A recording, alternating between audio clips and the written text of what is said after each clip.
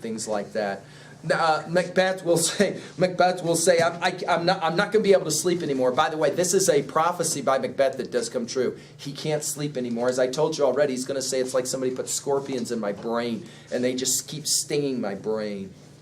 Macbeth will say, still it cried, Glamis hath murdered sleep, and therefore Cador shall sleep no more. Macbeth shall sleep no more. Yeah, that's exactly what's going to happen. Notice, Lady Macbeth's trying to figure out what's going on. And then all of a sudden she sees he's got the daggers in his hand. She's like, quick, take them back. Macbeth, I'll go no more. I'm afraid to think what I have done. Line 50. Look on it again. I dare not. Dude, this is a guy who's been on a battlefield covered in blood, but he cannot look.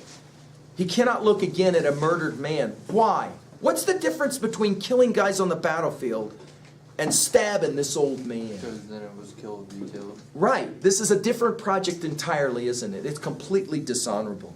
Notice what she says. Infirm of purpose. She says, you wimp. This takes us back to 1:7.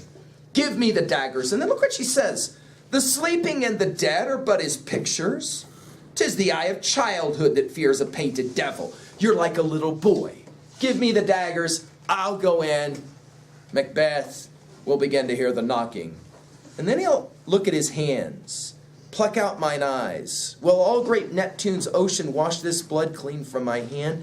I don't understand this. Talk about this in your notes. He says, I can't wash this blood from my hands. But that's silly.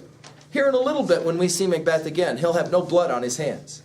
He'll have washed it all off. And yet he says, it's an interesting word picture. He says it would turn the entire blue ocean red for me to put my hands into the ocean. What is he saying about? This is guilt. Let's write it in our notes. This is guilt. He can wash the physical blood from his hands, but he's never going to be able to wash the blood from his hands mentally. It's stuck now. It's there. It's stuck. It's like the great line from Cormac McCarthy's The Road, a classic novel, where the father will say to the son, be careful what you put into your mind, because once it's there, it never goes away. It is a profound insight. Of course, Cormac McCarthy didn't come up with that idea. Shakespeare certainly did it before McCarthy, if you want to.